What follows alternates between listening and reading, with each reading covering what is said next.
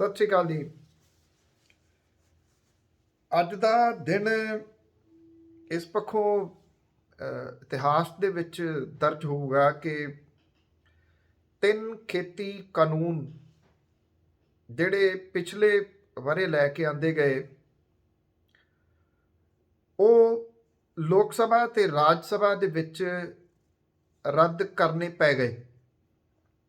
ਹੁਣ ਇਹਦੇ ਉੱਤੇ ਸਿਰਫ ਰਾਸ਼ਟਰਪਤੀ ਦੀ ਮੋਹਰ ਲੱਗਣੀ ਬਾਕੀ ਆ। ਫਾਰਮੈਲਿਟੀ ਪੂਰੀ ਹੋ ਗਈ। ਜਦੋਂ ਇਹ ਆਰਡੀਨੈਂਸ ਲਿਆਂਦੇ ਗਏ, ਗੱਲ ਤਾਂ ਉਦੋਂ ਤੋਂ ਚੱਲਦੀ ਸੀ ਵੀ ਐਡੀ ਕਾਹਲੀ ਕਾਹਦੀ ਪੈ ਗਈ ਇਹ ਖੇਤੀ ਕਾਨੂੰਨ ਲਿਆਉਣ ਲਈ। ਕਾਹਲੀ ਅਸਲ ਦੇ ਵਿੱਚ ਇਹ ਸੀ ਕਿ ਕਾਰਪੋਰੇਟਾਂ ਦਾ ਕਬਜ਼ਾ ਹੋਵੇ,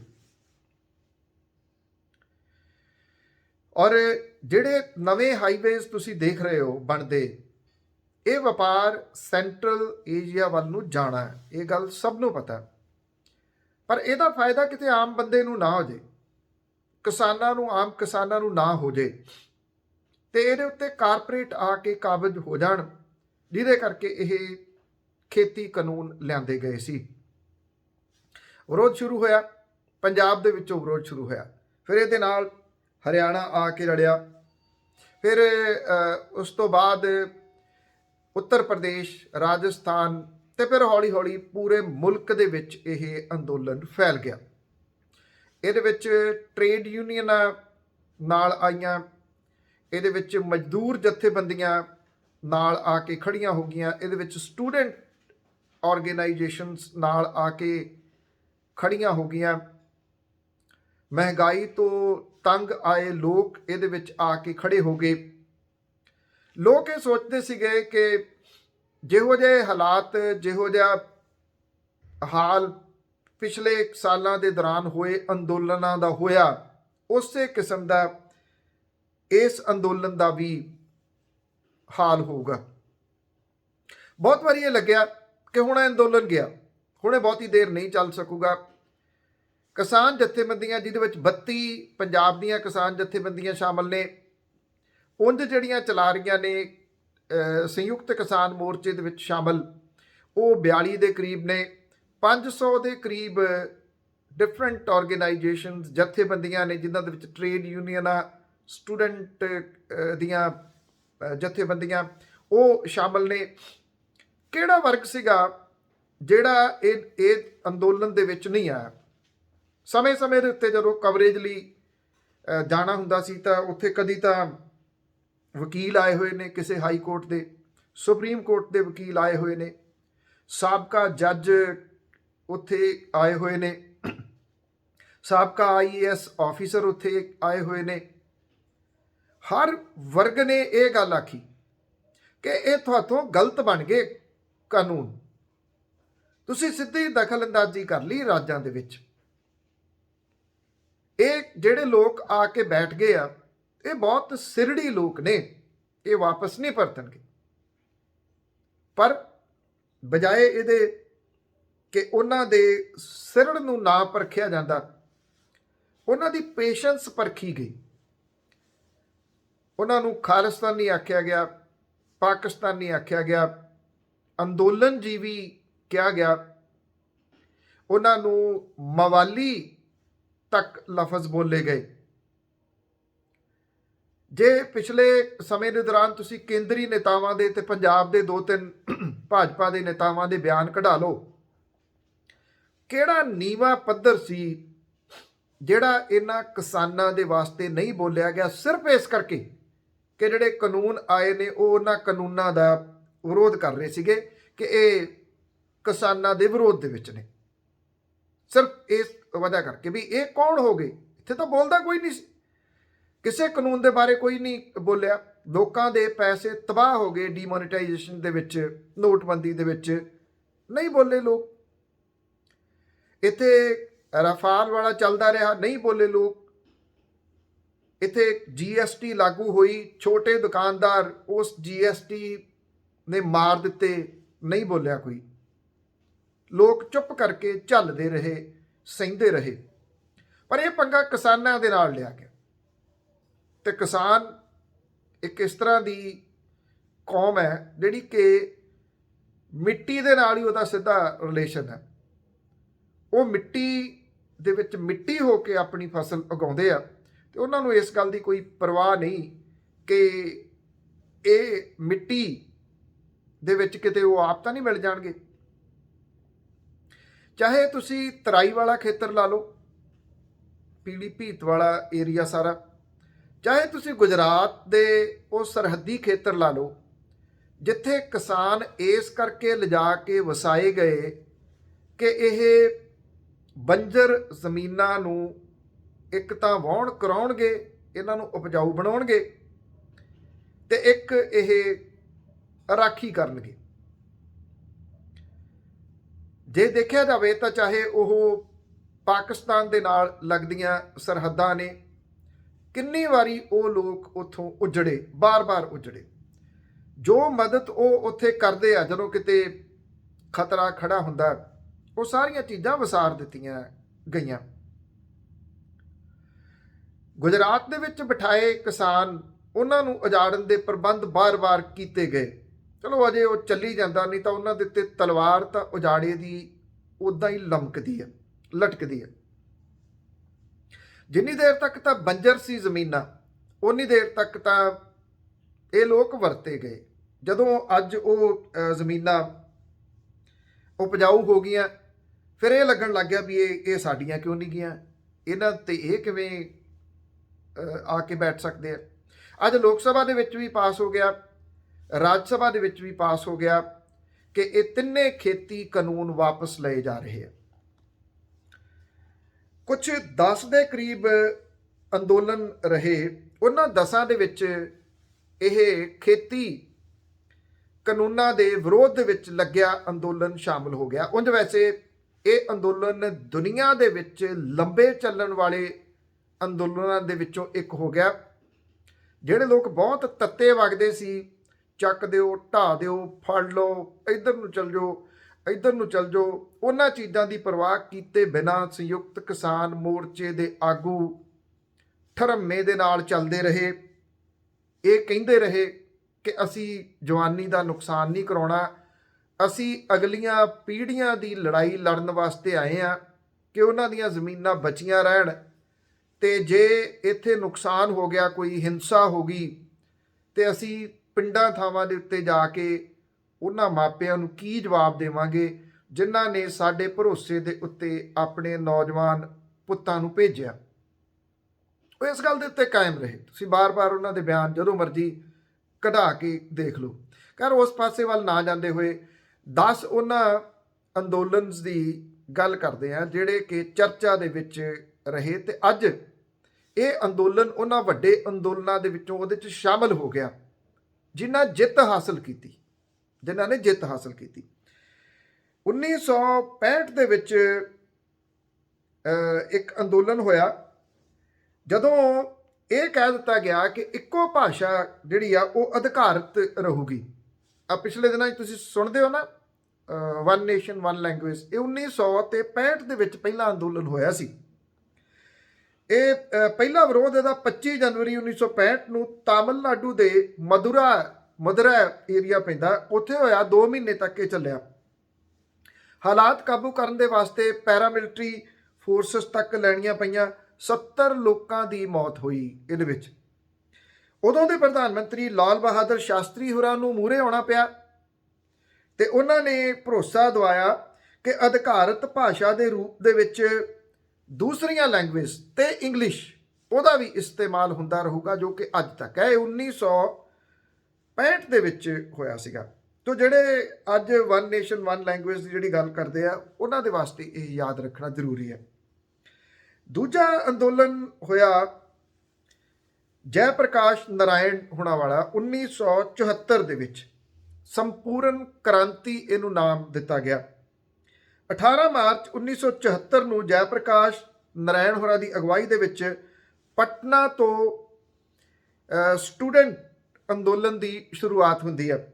ਜੇਪੀ ਦਾ ਅੰਦੋਲਨ ਭ੍ਰਿਸ਼ਟਾਚਾਰ ਨੂੰ ਲੈ ਕੇ ਸ਼ੁਰੂ ਹੋਇਆ। ਬਾਅਦ ਦੇ ਵਿੱਚ ਇਹਦੇ ਨਾਲ ਹੋਰ ਬਹੁਤ ਕੁਝ ਜਿਹੜਾ ਉਹ ਜੁੜਦਾ ਗਿਆ, ਔਰ ਉਦੋਂ ਦੇ ਪ੍ਰਧਾਨ ਮੰਤਰੀ ਇੰਦਰਾ ਗਾਂਧੀ ਹੋਰਾਂ ਦੇ ਖਿਲਾਫ ਸੰਪੂਰਨ ਕ੍ਰਾਂਤੀ ਦੇ ਵਿੱਚ ਬਦਲ ਗਿਆ। ਜੇਪੀ ਅੰਦੋਲਨ ਦਾ ਅੱਜ ਵੀ ਤੁਸੀਂ ਸਰਚ ਕਰੋਗੇ ਤੇ ਉਹਦੇ ਵਿੱਚ ਬਹੁਤ ਸਾਰਾ ਕੁਝ ਤੁਹਾਨੂੰ ਲੱਭਦਾ। 1975 ਦੇ ਵਿੱਚ ਉਦੋਂ ਦੇ ਪ੍ਰਧਾਨ ਮੰਤਰੀ ਇੰਦਰਾ ਗਾਂਧੀ ਨੇ ਐਮਰਜੈਂਸੀ ਦਾ ਐਲਾਨ ਕਰ ਦਿੱਤਾ। ਜੇਪੀ ਤੇ 600 ਤੋਂ ਜ਼ਿਆਦਾ ਸੱਤਾ ਵਿਰੋਧੀ ਜਿਹੜੇ ਲੋਕ ਸੀ ਉਹਨਾਂ ਨੂੰ ਬੰਦੀ ਬਣਾ ਕੇ ਜੇਲ੍ਹਾਂ 'ਚ ਸੁੱਟ ਦਿੱਤਾ ਗਿਆ। ਅਖਬਾਰਾਂ ਦੇ ਉੱਤੇ ਪਾਬੰਦੀ ਲੱਗ ਗਈ। ਚੈਨਲਸ ਤਾਂ ਉਦੋਂ ਹੁੰਦੇ ਹੀ ਨਹੀਂ ਸੀ, ਸਰਕਾਰੀ ਧੁੱਤਰੂ ਸੀ, ਉਹ ਜੋ ਉਹਨਾਂ ਨੂੰ ਕਹਿੰਦੇ ਸੀ ਉਹ ਕਰਨਾ ਪੈਂਦਾ ਸੀ।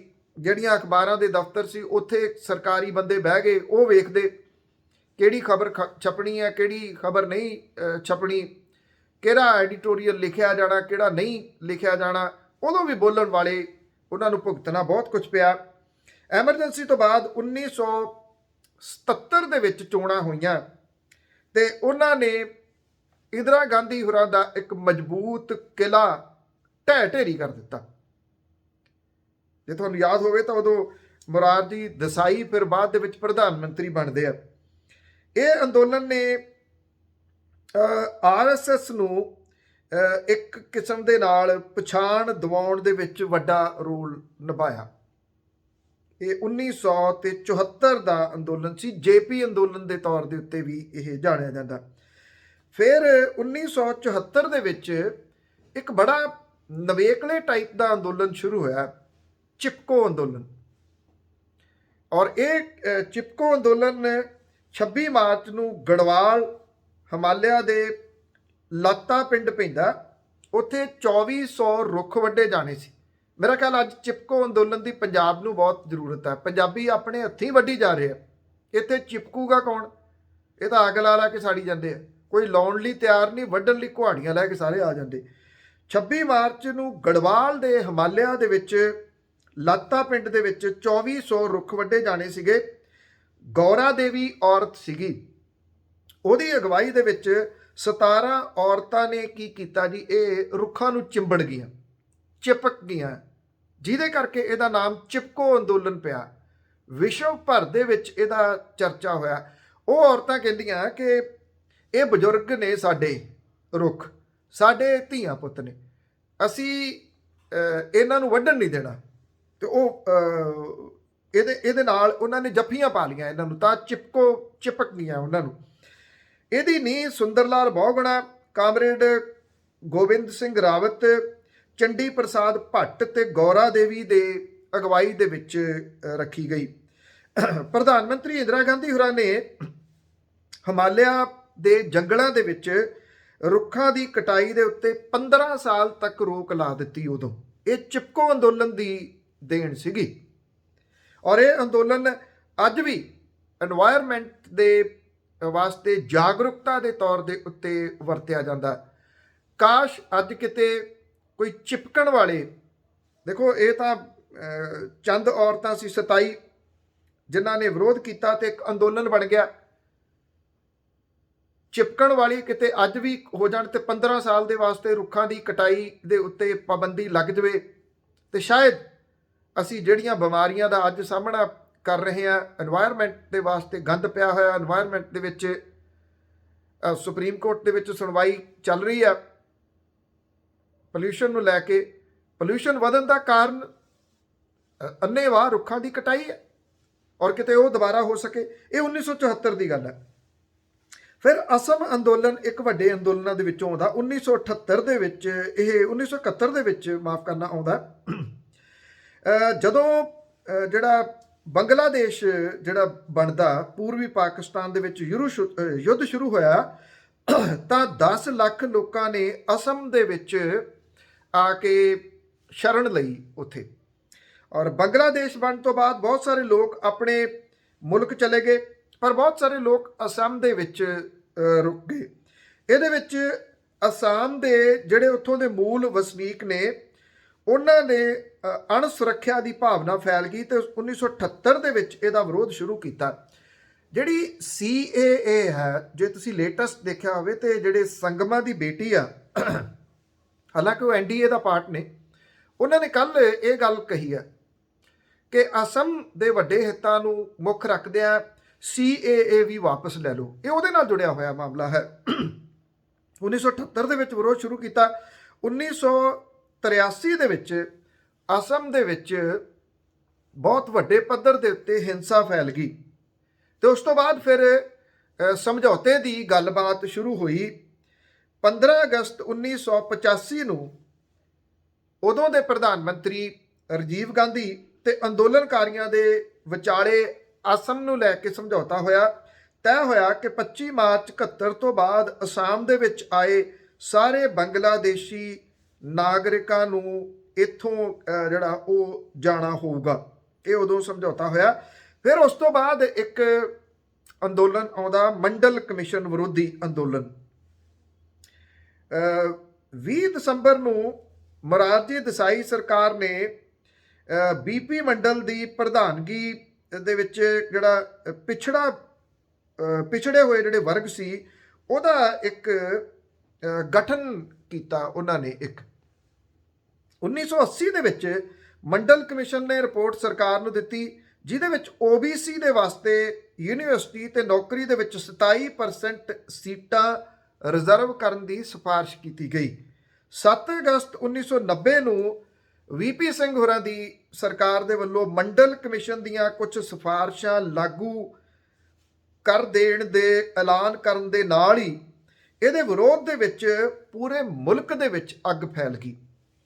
ਮੈਨੂੰ ਯਾਦ ਹੈ ਕਿ ਬੜੀਆਂ ਉਸ ਟਾਈਮ ਜਿਹੜੀਆਂ ਦੁੱਖ ਦੇਣ ਵਾਲੀਆਂ ਖਬਰਾਂ ਆਉਂਦੀਆਂ ਸਨ। ਜਿਹੜੇ ਸਟੂਡੈਂਟ ਨੇ, ਨੌਜਵਾਨ ਸਨ, ਉਹ ਆਪਣੇ ਆਪ ਨੂੰ ਅੱਗ ਲਾਉਣ ਲੱਗ ਗਏ ਸੀਗੇ।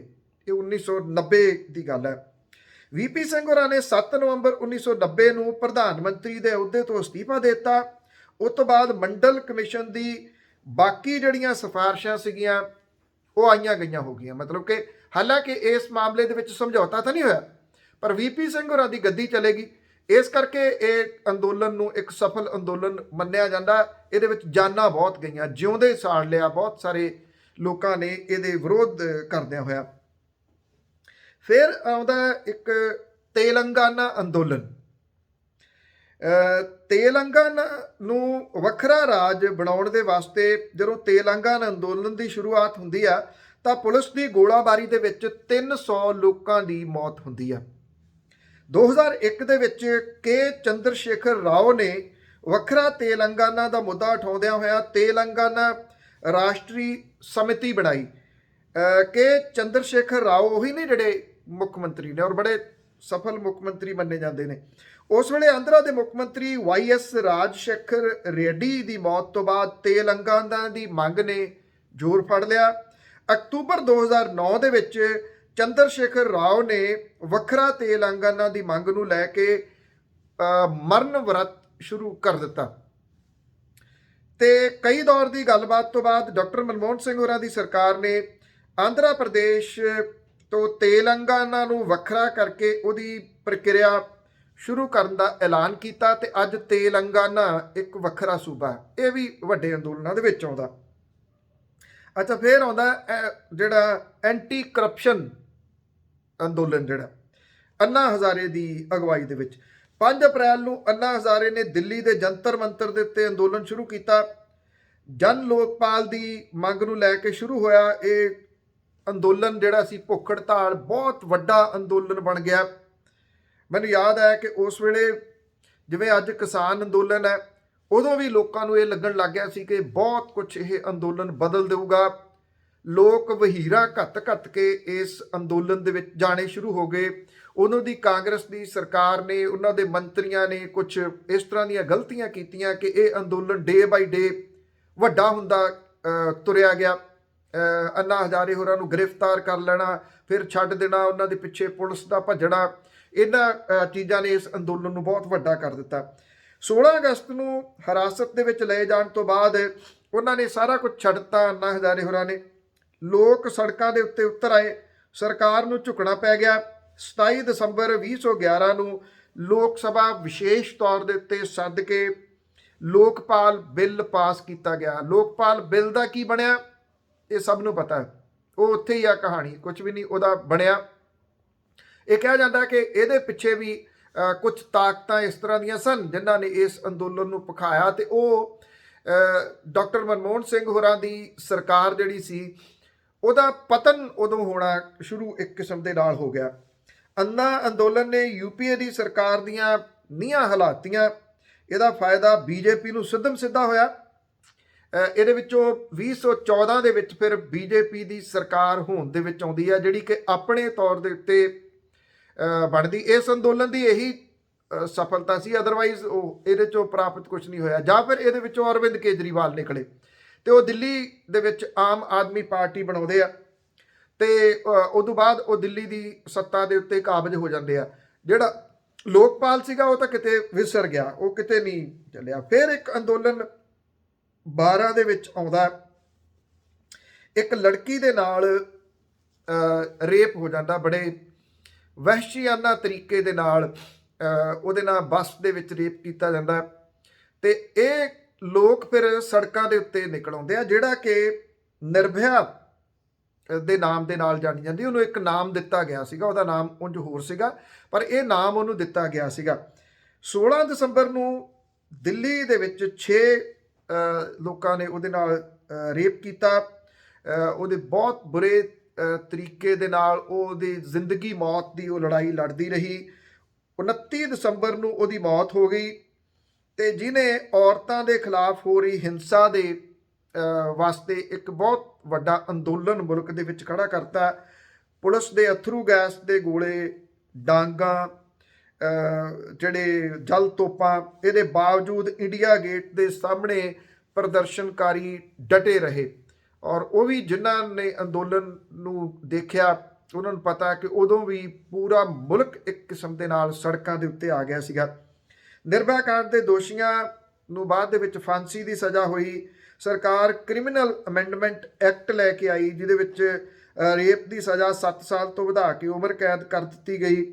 ਇਹ ਵੀ ਇੱਕ ਵੱਡੇ ਅੰਦੋਲਨਾਂ ਦੇ ਵਿੱਚੋਂ ਆਉਂਦਾ। ਫਿਰ ਅੰਦੋਲਨ ਆਉਂਦਾ 19 ਦੇ ਵਿੱਚ, ਜਿਹੜਾ ਕਿ CAA NRC ਦੇ ਖਿਲਾਫ ਅੰਦੋਲਨ ਚੱਲਦਾ, ਜਿਹਨੂੰ ਦਾਦੀਆਂ ਦਾ ਅੰਦੋਲਨ ਕਿਹਾ ਜਾਂਦਾ। ਉਹਦੇ ਵਿੱਚ ਵਡੇਰੀ ਉਮਰ ਦੀਆਂ ਔਰਤਾਂ ਦਾ ਬਹੁਤ ਵੱਡਾ ਰੋਲ ਸੀ। ਬੜੇ ਤਰੀਕੇ ਦੇ ਨਾਲ ਸ਼ਾਂਤਮਈ ਰਹਿ ਕੇ ਇਹ ਅੰਦੋਲਨ ਉਹਨਾਂ ਚਲਾਇਆ। 11 ਦਸੰਬਰ 19 ਨੂੰ ਕੇਂਦਰ ਦੀ ਸਰਕਾਰ ਨੇ ਨਾਗਰਿਕਤਾ ਸੋਧ ਕਾਨੂੰਨ ਪਾਸ ਕਰ ਦਿੱਤਾ, ਸਿਟੀਜ਼ਨਸ਼ਿਪ ਅਮੈਂਡਮੈਂਟ ਐਕਟ ਲਿਆਂਦਾ ਉਹਨੇ। ਇਹਦੇ ਖਿਲਾਫ ਦਿੱਲੀ ਦੇ ਸ਼ਾਹੀਨ ਬਾਗ ਦੇ ਵਿੱਚ ਧਰਨਾ ਪ੍ਰਦਰਸ਼ਨ ਸ਼ੁਰੂ ਹੋਇਆ ਅਤੇ ਦੇਸ਼ ਦੇ ਕਈ ਹਿੱਸਿਆਂ ਦੇ ਵਿੱਚ, ਸ਼ਹਿਰਾਂ ਦੇ ਵਿੱਚ ਉਸੇ ਕਿਸਮ ਦੇ ਧਰਨੇ ਲੱਗੇ, ਪਰ ਸ਼ਾਹੀਨ ਬਾਗ ਵਾਲਾ ਧਰਨਾ ਸਭ ਤੋਂ ਵੱਡਾ ਸੀ। ਜੋ ਮੈਂ ਦੱਸਿਆ ਕਿ ਉਹਦੇ ਵਿੱਚ ਦਾਦੀਆਂ ਤੇ ਨਾਨੀਆਂ ਦਾ ਧਰਨਾ, ਵਡੇਰੀ ਉਮਰ ਦੀਆਂ ਔਰਤਾਂ ਨੇ ਇਹਦੇ ਵਿੱਚ ਬਹੁਤ ਵੱਡਾ ਰੋਲ ਨਿਭਾਇਆ। ਕੋਵਿਡ ਆ ਗਿਆ। ਕੋਵਿਡ ਦੀ ਆੜ ਦੇ ਵਿੱਚ ਇਸ ਅੰਦੋਲਨ ਨੂੰ ਉਠਾ ਦਿੱਤਾ ਗਿਆ। ਜੇ ਤੁਸੀਂ ਇਸ ਅੰਦੋਲਨ ਦੇ ਬਾਰੇ ਜਾਣਦੇ ਹੋ ਤੇ ਹਰ ਉਹ ਕੋਸ਼ਿਸ਼ ਕੀਤੀ ਗਈ ਇਸ ਅੰਦੋਲਨ ਨੂੰ ਤਿੱਤਰ ਬਿੱਤਰ ਕਰਨ ਲਈ ਜੋ ਕਿਸਾਨ ਅੰਦੋਲਨ ਦੇ ਵਾਸਤੇ ਕੀਤੀ ਗਈ। ਜਦੋਂ ਲਾਕਡਾਊਨ ਲੱਗਿਆ ਤੇ ਉਦੋਂ ਇਹਨਾਂ ਦੇ ਸਾਰੇ ਤੰਬੂ ਵਗੈਰਾ ਪੁੱਟ ਦਿੱਤੇ ਗਏ। ਮੁੜ ਕੇ ਇਹ ਅੰਦੋਲਨ ਨਹੀਂ ਸ਼ੁਰੂ ਹੋ ਸਕਿਆ।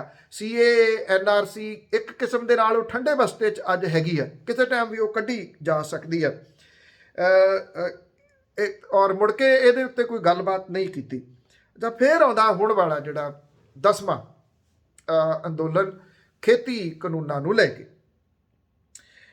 ਜੂਨ 5 ਨੂੰ ਸਰਕਾਰ ਨੇ 3 ਖੇਤੀ ਕਾਨੂੰਨਾਂ ਦਾ ਐਲਾਨ ਕੀਤਾ। 27 ਇਹਨਾਂ ਨੇ ਪਹਿਲਾਂ ਤਾਂ ਆਰਡੀਨੈਂਸ ਲੈ ਕੇ ਆਏ ਜੂਨ ਦੇ ਵਿੱਚ। ਹੱਦ ਇਸ ਗੱਲ ਦੀ ਸੀਗੀ ਕਿ ਜਦੋਂ ਕਰੋਨਾ ਸੀਗਾ ਤੇ ਉਦੋਂ ਇਹ ਆਰਡੀਨੈਂਸ ਲੈ ਕੇ ਆਏ ਕਾਰਪੋਰੇਟਾਂ ਦੇ ਕਹੇ ਦੇ ਉੱਤੇ। ਫਿਰ 27 ਸਤੰਬਰ ਨੂੰ ਇਹਨੂੰ ਕਾਨੂੰਨ ਬਣਾ ਦਿੱਤਾ। ਬਿੱਲ ਆਏ ਲੋਕ ਸਭਾ 'ਚ, ਜਿਵੇਂ ਪਾਸ ਹੋਏ, ਜਿਵੇਂ ਰੱਦ ਹੋਏ, ਅੱਜ ਉੱਦਾਂ ਹੀ ਪਾਸ ਕੀਤੇ, ਰਾਜ ਸਭਾ 'ਚ ਕੀਤੇ, ਝੱਟ ਦੇਣੀ ਜਾ ਕੇ ਰਾਸ਼ਟਰਪਤੀ ਤੋਂ ਸਾਈਨ ਕਰਵਾ ਲਏ।